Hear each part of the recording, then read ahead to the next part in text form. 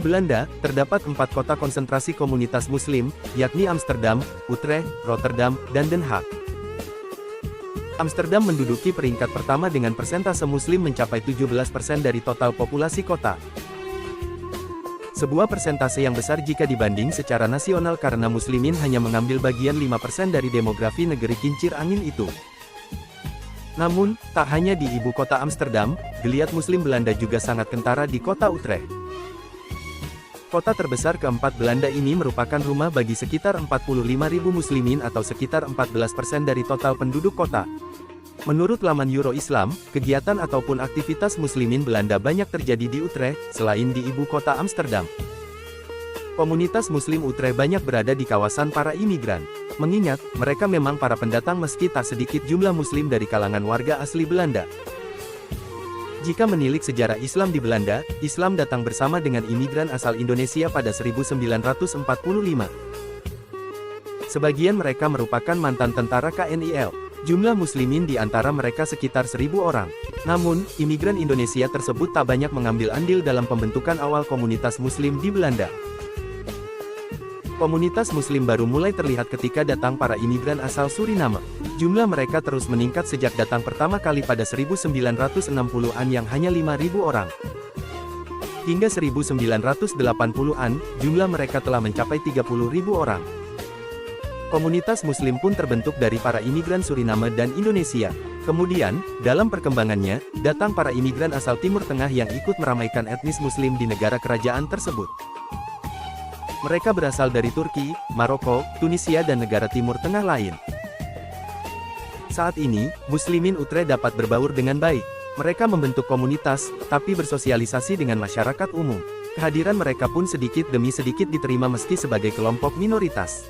Mengutip dari RNW, kawasan tempat tinggal Muslim digambarkan sebagai tempat banyak imigran tinggal.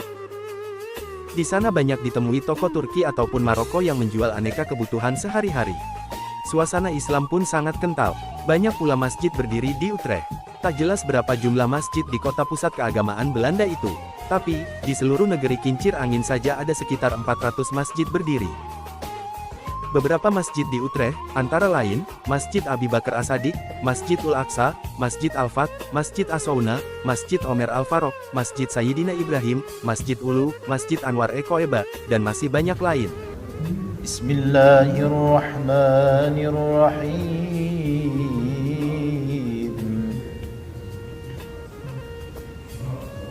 Alhamdulillahi Rabbil Alamin, Ar-Rahmanir Rahim, Maliki Yawmiddin.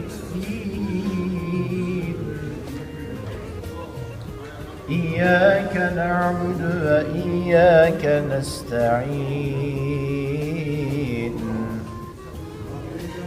اهدنا الصراط المستقيم صراط الذين أنعمت عليهم غير المغضوب عليهم ولا الضالين.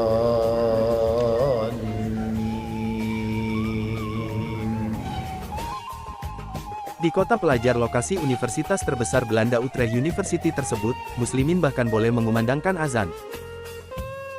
Hanya saja, azan boleh menggunakan pengeras suara saat hari siang saja.